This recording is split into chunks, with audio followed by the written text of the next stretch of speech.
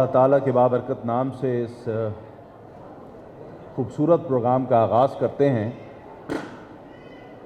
خوبصورت ان معنوں میں کہ یہ محفل جس مقصد کے لیے سجائی گئی ہے، یہ پروگرام جس مقصد کے لیے منعقد کیا گیا ہے، یہ دراصل ہمارے اس معاشرے کی ایک ایسی بنیادی ضرورت اور ایسا ایک مسئلہ ہے کہ جس سے اگر ہم غافل رہیں اور لا تعلق رہیں تو اس سے بڑی بدقسمتی کوئی نہیں ہو سکتی۔ تو لہٰذا اس مسئلے کو ریئلائز کرتے ہوئے اس کی اہمیت دیتے ہوئے پاکستان بزنس فورم نے یہ بیڑا اٹھایا ہے کہ یہ تقریباً تیسرا پروگرام ہے، تیسری مرتبہ یہ منعقد ہو رہا ہے فینٹا کے نام سے، کہ جس میں مختلف شعبۂ حیات سے لوگوں کو مدعو کیا جاتا ہے اور ایک پروگرام کا انعقاد ہوتا ہے، اور اس کی جتنی بھی آمدنی ہوتی ہے یہ بیٹھک سکول کے مد میں جاتی ہے۔ اور بیٹھک سکول وہ نیٹ ورک ہے اور آغوش وہ ایک ایسی فیسلٹی ہے کہ جو ہمارے ان طبقات تک تعلیم کے پیغام کو پہنچاتی ہے، تعلیم کی شمع روشن کرتی ہے کہ جہاں بھی اندھیرا پایا جاتا ہے۔ تو یہ تو تھی اس حوالے سے بات کہ یہ پروگرام کیوں منعقد ہو رہا ہے۔ اس وقت جو سیشن ہے وہ آپ کے سامنے یہاں پر بورڈ پہ آیا ہے اسلامک بینکنگ کے حوالے سے، تو اس کے لیے میں دعوت دوں گا جناب مفتی ارشاد احمد اعجاز صاحب کو کہ وہ یہاں تشریف لائیں۔ اس کے علاوہ میں دعوت دوں گا جناب عمر مصطفیٰ انصاری صاحب کو کہ وہ یہاں تشریف لائیں، اور اس کے علاوہ میں دعوت دوں گا فرحان الحق عثمانی صاحب کو کہ وہ یہاں تشریف لائیں۔ مختصر تعارف ان حضرات کا یہاں دیا ہوا بھی ہے۔ مفتی ارشاد احمد اعجاز صاحب چیئرمین ہیں شریعہ ایڈوائزری بورڈ، شریعہ سپروائزری بورڈ کے بیک اسلامی کے،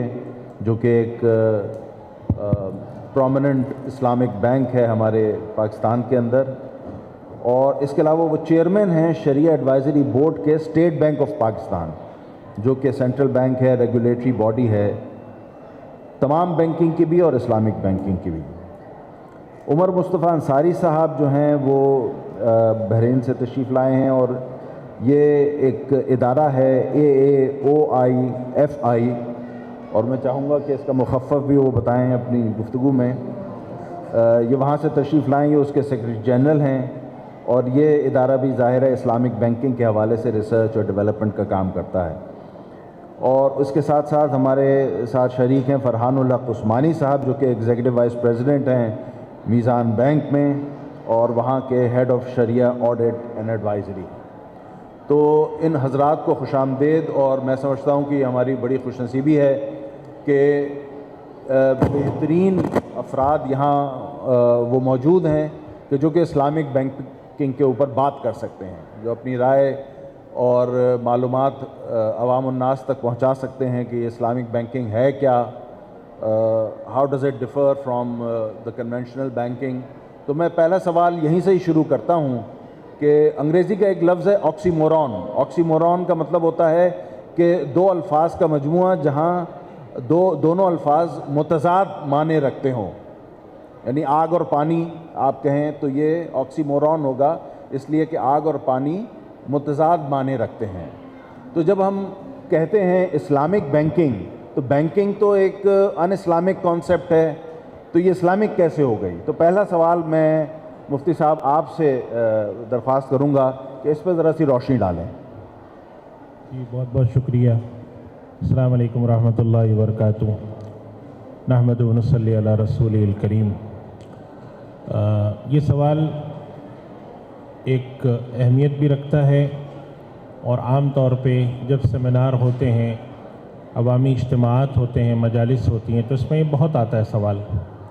اس کے بارے میں کچھ اختصار سے عرض کرنے کی کوشش کرتا ہوں۔ دو تین بنیادی باتیں ہیں جو ہمیں ذہن میں رکھنی چاہیے۔ بینکنگ کے بارے میں یہ تصور کہ بینکنگ 100% غیر اسلامی ہے اور اس کا اسلامی ہونا ممکن نہیں، یہ دو الگ الگ باتیں ہیں۔ ایک بات تو یہ کہ جو بینکنگ سسٹم دنیا میں رائج تھا اسلامی بینکنگ آنے سے پہلے، وہ غیر اسلامی ہے یا نہیں ہے، تو اس کا جواب ہے کہ وہ غیر اسلامی ہے۔ اور دوسرا سوال یہ ہے کہ کیا اس کو اسلامائز کیا جا سکتا ہے، تو اس کا جواب ہے کہ اس کو اسلامائز کیا جا سکتا ہے۔ اب آخر میں وہ نقطہ ہے کیا جس کی بنیاد پہ اس کو اسلامائز کیا جاتا ہے؟ تو اصل بات یہ ہے کہ دنیا میں 300-400 سال پہلے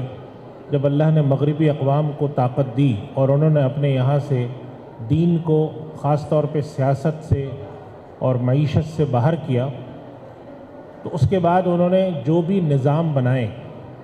سماجی نظام بنائے ہوں، سیاسی بنائے ہوں یا اقتصادی نظام بنائے ہوں، اس کے اندر دینی تعلیمات کو پیچھے رکھا۔ جب دینی تعلیمات کو پیچھے رکھا تو اس کا نتیجہ یہ نکلا کہ بینکنگ، جس کا تصور یہ تھا کہ وہ لوگ جن کے پاس اضافی پیسے ہوتے ہیں اور وہ لوگ جن کے پاس پیسے نہیں ہوتے اور پیسے کی ضرورت ہے، ان کے درمیان میڈیشن کیا جائے، ان کے درمیان ایک رابطہ کار بنا جائے، اس پورے ماڈل کو اٹھا کے انہوں نے سود پر بنا دیا، کیونکہ سود کی حرمت کے وہ قائل نہیں تھے۔ جب مسلمانوں میں یہ پہلی دفعہ آ کر مسلمانوں کا اس سے سابقہ پڑا، اور یہ اس پچھلی صدی کے شروع کے اور 18ویں صدی کے آخر کی بات ہے، تو مسلمان علماء نے یہ فتویٰ دیا کہ یہ طریقہ سود پر مبنی ہونے کی وجہ سے ناجائز ہے۔ لیکن خود اسی صدی میں ہی 1930 میں 40 میں ایسی کوششیں شروع ہوئیں جنہوں نے اس کام کو کرنے کی کوشش کی کہ جس میں اس طریقہ کار کو، اس میتھڈالوجی کو بدلا جائے۔ تو تصور اپنی جگہ ٹھیک ہے کہ وہ لوگ جن کے پاس پیسے ہوں گے اور وہ لوگ جن کے پاس پیسے نہیں ہوں گے، ان کے درمیان ایک واسطہ بنا جائے، میڈیشن کی جائے، لیکن وہ سود کے بجائے تجارت پر کی جائے، شراکت داری پہ کی جائے، کرایہ داری پہ کی جائے، خدمات کی فراہمی پہ کی جائے۔ اور مسلمانوں نے اس تصور پہ کام 1930-40 سے شروع کیا۔ حیدرآباد دکن میں اس پر ایکسپیریمنٹ ہوئے، دبئی میں اس کے اوپر ہوا، اور مصر کے اندر ہوا، سوڈان میں ہوا، ایران میں ہوا، پاکستان میں ہوا، ملائیشیا میں ہوئے۔ اس کے انفرادی تجربے بھی ہوئے، انسٹیٹیوشنل بھی ہوئے۔ بالآخر 1970 میں جا کے اس کی انسٹیٹیوشنل ایگزسٹنس ہمیں ملتی ہے، اور سن 1980 سے ہمیں نظر آتا ہے کہ حکومت کی سرپرستی بھی اس کو حاصل ہونی شروع ہوئی۔ تو اگر میں یہ بات کہوں تو یہ بات کہنا بیجا نہ ہوگا کہ مسلمانوں نے دنیا کو بینکنگ کا ایک نیا روپ دکھایا۔ اس سے پہلے بینکنگ سوئی سے لے کر اسپیس شٹل تک کی فائنانسنگ کرتی تھی صرف اور صرف سود کے لین دین پہ، اور مسلمانوں نے یہ دکھایا کہ نہیں، سود کے علاوہ یہ تجارت سے بھی ہو سکتی ہے، یہ شراکت داری سے بھی ہو سکتی ہے، یہ کرایہ داری سے بھی ہو سکتی ہے، خدمات کی فراہمی سے بھی ہو سکتی ہے۔ اس تصور کا آغاز شروع تو ہوا ہے 1930-40 سے، لیکن یہ صحیح معنوں میں آنا شروع ہوئی ہے نظر پہ، جس کو ہم کہہ سکتے ہیں کہ اس کی سیکنڈ جنریشن یا تھرڈ جنریشن 1990، اور آج یہ ابھی اپنے پاؤں پر چلنا شروع ہوئی ہے، اور اس کے اندر بہت سارے امکانات ہیں اس کی بہتری کے، بہت ساری اس کے اندر اصلاحات کی بھی ضرورت ہے۔ لیکن مسلمانوں نے کم سے کم اپنے دین کی تصور کی بنیاد پر ایک بینکنگ سسٹم کا خاکہ پیش کر دیا اور اس کے ادارے قائم کر دیے۔ اب اس کا جو فیز چل رہا ہے وہ انسٹیٹیوشنلائزیشن کا ہے، اور ہمارے عمر مصطفیٰ انصاری صاحب ماشاءاللہ پاکستان کی نمائندگی کرتے ہیں، دنیا کے اسلامی بینکنگ کے سب سے موقر ادارہ ہے، وہ بھی انسٹیٹیوشنل ایفرٹ ہے، اور بھی انشاءاللہ تعارف بھی کرائیں گے اس کا۔ تو ہم کم سے کم یہ کہہ سکتے ہیں کہ ایک تصور سے، ایک خاص تصور تھا، کانسیپٹ تھا، اس کی ایگزیکیوشن شروع ہوئی انفرادی سطح پر، پھر ادارے بنے، انسٹیٹیوشنلائزیشن شروع ہوئی، اب سسٹم تک پہنچ گئے، اور ہمیں امید ہے کہ آنے والے وقت میں اللہ تعالیٰ مسلمانوں کو اور توفیق دے گا، اور اگر مسلمانوں کے پاس اقتدار کے اندر ایسے لوگ آ جاتے ہیں، مقتدرہ ایسے لوگوں کے پاس جاتی جو دینی خیال کے ہوں، تو کوئی وجہ نہیں ہے کہ پاکستان کے اندر اور دنیا کے دیگر اسلامی ملکوں میں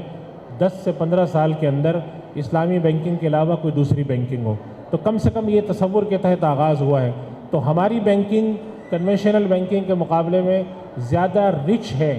زیادہ اس کے پاس سہولیات ہیں۔ ان کے پاس ایک چیز ہے، ہمارے پاس 4 سے لے کر 6 تک طریقہ کار موجود ہے۔ تو یہ ایک بنیادی